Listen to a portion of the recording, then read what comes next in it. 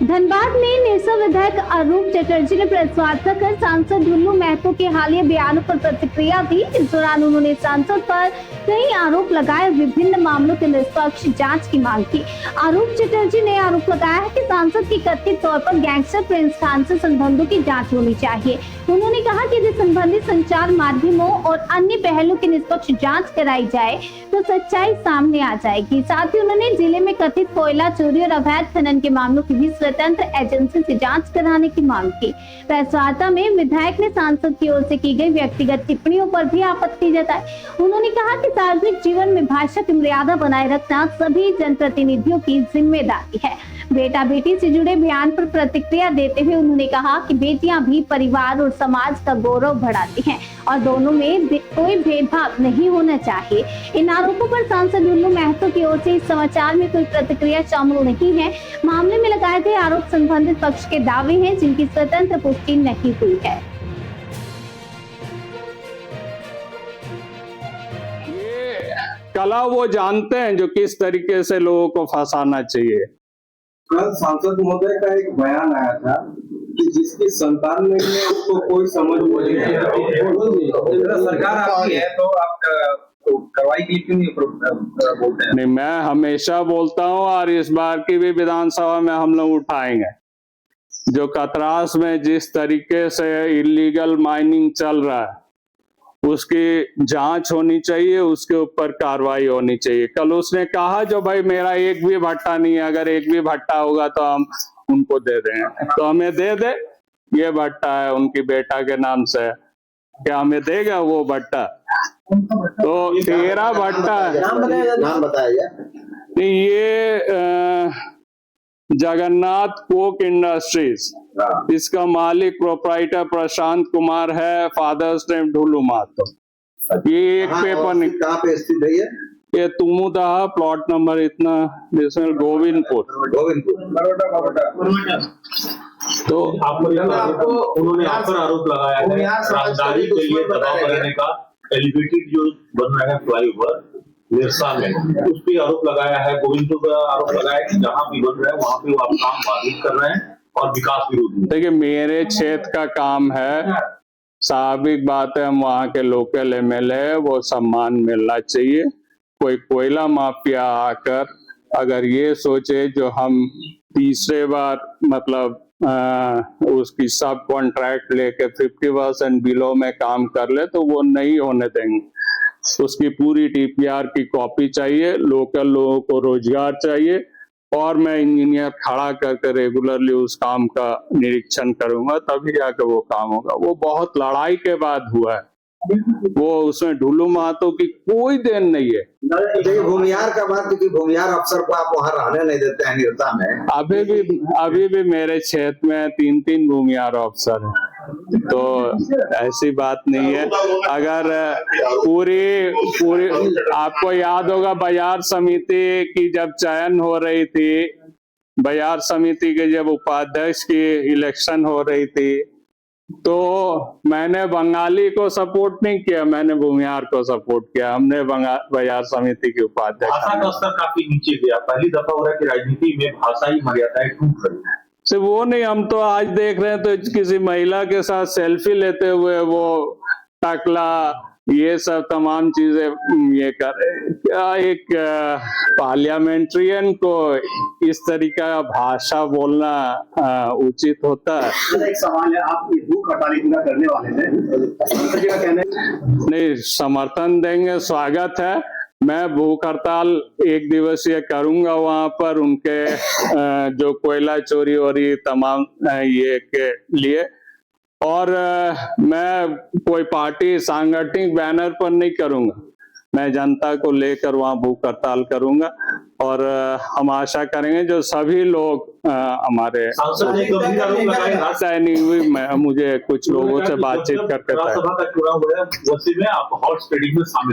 देखिए, हम समझते हैं जो इस मामले में वो अगर अपने गृह मंत्री से पूछे तो और बेहतर होगा। वो जानते हैं जो किसने पैसा लिया, किसने वोट दिया। वो चाह रहे थे जो भाई भाजपा ना जीते, वो बोलना चाह रहे जो वो चाह रहे थे जो भाजपा ना जीते, तो वो भी खुलकर वो बताए। किसने पैसा लिया नहीं लिया, गृह मंत्रालय के पास सबकी खबर है और वो उसकी जवाब वही दे सकेंगे। वो करप्शन के चार्जेस आप पे लगा रहे हैं कि वहां निरसा में जो भी अवैध काम है उसमें अरूप चटर्जी की involvement है। सांसद आरोप लगा रहे हैं। देखिए, आरोप लगाने के लिए कोई तथ्य नहीं होती है।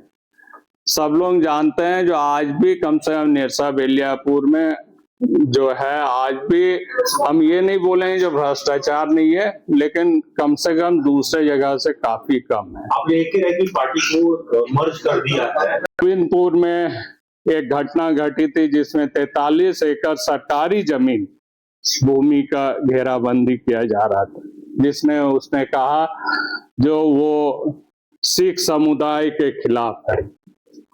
उसमें सिर्फ एक सिख की नहीं, उसमें बहुत लोग शामिल थे और वो सरकारी जमीन का घेराबंदी कर रहा था। हमारे गोविंदपुर के तत्कालीन सीईओ और एडिशनल कलेक्टर के मदद से वो पूरी सरकारी जमीन की घेराबंदी कर रहा था।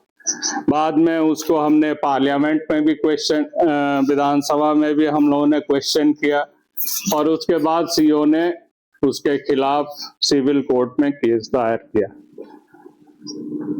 इस जमीन में पैसा तुलसियान जो गोविंदपुर का है उसकी भी लगी हुई थी और आप लोग जानते हैं जो सोना कारोबारी तुलसियान की बिजनेस में ढुल्लू महतो की पैसा लगी हुई। तो स्वाभाविक बात है जो ढुल्लू महतो को काफी दर्द हुआ होगा। वो 40,000 में उस सरकारी जमीन की खरीदारी कर रहे थे और उसके बाद 85,000 रुपया डिसमिल में वो बेचने की कोशिश कर रहे थे, जिसको पूरी खड़काबाद की जनता साथ में हमारी थी और हम लोगों ने उस बाउंड्री वॉल के तोड़ दी। जिस खड़काबाद की जनता ने उसको वोट दे के जिताया, उस खड़काबाद में जाके वो पूछे, उस वहां की जनता से पूछे जो वो जमीन क्या है, उस जमीन को जो वो खरीद बेच करने की कोशिश कर रहे थे वो जमीन सरकारी है कि नहीं, तब जाके वो बताएंगे जो मैं किसी का विरोध कर रहा हूं या किसी को कष्ट दे रहा हूं या कुछ।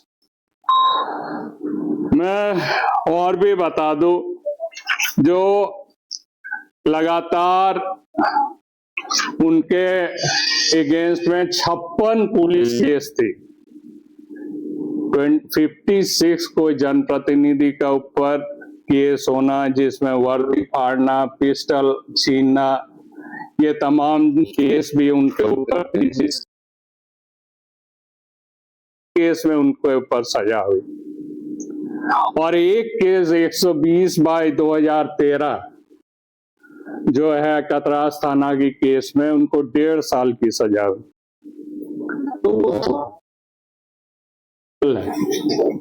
तो उन लोगों को क्यों सीख देने की कोशिश कर रहा है? आपको याद होगा जब उनको लोकसभा की टिकट के बारे में बीजेपी गहन चिंतन कर रहे थे, कृष्ण अग्रवाल जी ने उसका विरोध किया था लिखित रूप से। किस तरीके से कृष्णा अग्रवाल को वो धमकाए थे और बाद में उनकी जो बयान आई, वो बयान मोटामोटी हूबहू प्रिंस खान के साथ मिलता हुआ बयान था और कृष्णा अग्रवाल को भी प्रिंस खान के द्वारा भी धमकाया गया था। बाद में सरजू राय जी भी इस मैटर पे पड़े और सरजू राय जी को भी प्रिंस खान के द्वारा, इन लोगों के द्वारा टकला कहा गया। तो दो दोस्त जब मिलते हैं तो स्वाभाविक बात है उनकी विचार, आचार, बातचीत सब एक समान होते हैं।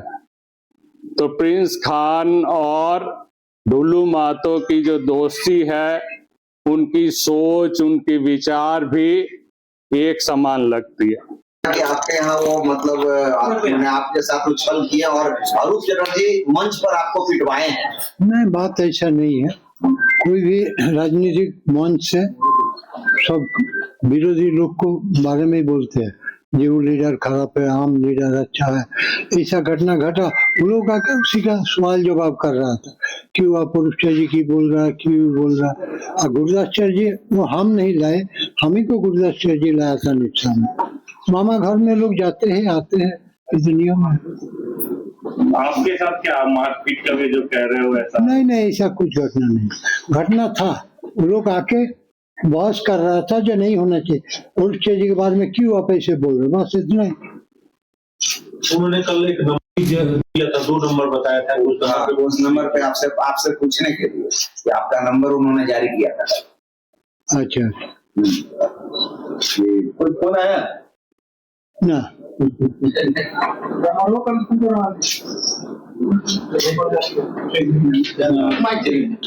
जी मेरा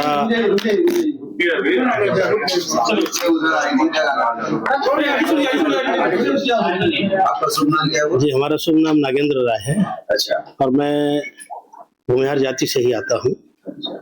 और कल सांसद जी का जो हमारे समाज को लेकर के जिस तरह का बयान आया, उस संदर्भ में कि निरसा विधायक भूमिहार विरोधी हैं, ऐसा बहुत सारा उदाहरण। पहला तो उदाहरण मैं खुद यहाँ पे हूँ। मैं निरसा क्षेत्र में काम करता हूँ,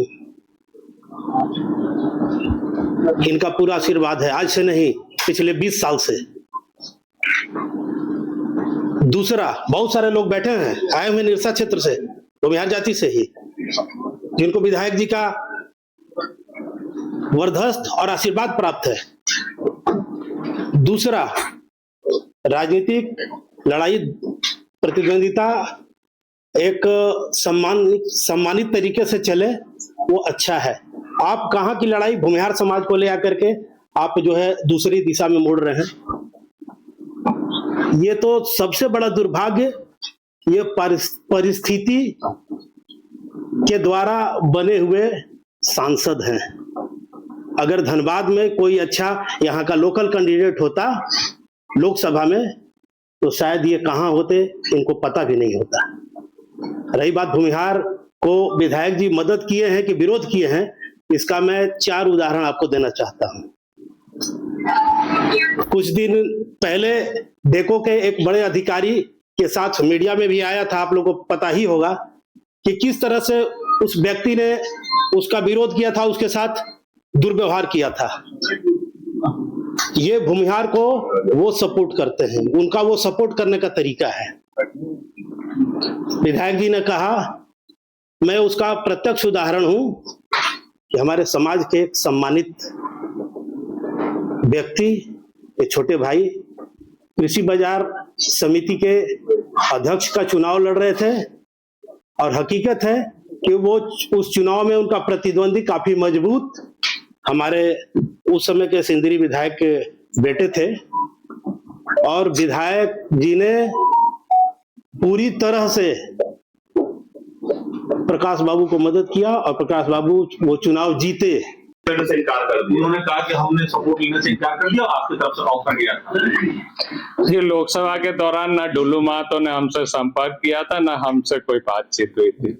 हमारे अपना कैंडिडेट था और सबने देखा है जो हम कितनी मेहनत किए हैं अपने कैंडिडेट के लिए। वो आनंद बाबू का आदेश था जो इस बार वो कैंडिडेट होंगे, उस आदेश का पालन करते हुए, हमारी संगठन के आदेश को पालन करते हुए हमने काम किया। तो ये बोल देना कोई मतलब जस्ट बोलने के लिए बोल देना, ये चीज नहीं होना चाहिए। मैं और भी बात बता दूं, डुल्लू शायद भूल गया है। डुल्लू जब विधायक थे वो जेल में थे, वो ये वाला कांड में, आपका वर्दी फाड़ने वाले कांड में 6 महीना जेल में था। तो उस समय शरद के ऊपर एक रंगदारी एक्ट की केस हुई और वो लगातार हमारे पास खबर भेज रहे थे जो एक बार अयोध्या को बोलिए मिलने के लिए, एक बार अयोध्या को बोलिए बात करने। मैं जेल के अंदर उनसे मिलने गया। ये तो सीसीटीवी या पुलिस रिकॉर्ड्स में भी मिलेगी जो हमने किया। और उसने एक ही बात कहा, जो अयोध्या मेरे भाई को बचा लीजिए, मेरे भाई ने कोई कोई गलत नहीं किया, मेरे भाई को केस से हटा दी। मैं तत्काल वहां से निकलकर हम सीनियर एसपी से मिले और सीनियर एसपी ने को सारा चीज बोला। सीनियर एसपी ने इमीडिएटली डीएसपी को बोला जो कल शाम तक फाइल मेरे पास आना चाहिए, इसका नाम हटना चाहिए, और रात तक उनका भाई का नाम हमने हटा के उनको किया। तो वो कभी लोगों का इज्जत नहीं करना जानता है, वो कभी सम्मान नहीं करना जानता है। पैसे हो जाने से कोई आदमी नहीं बन जाता है।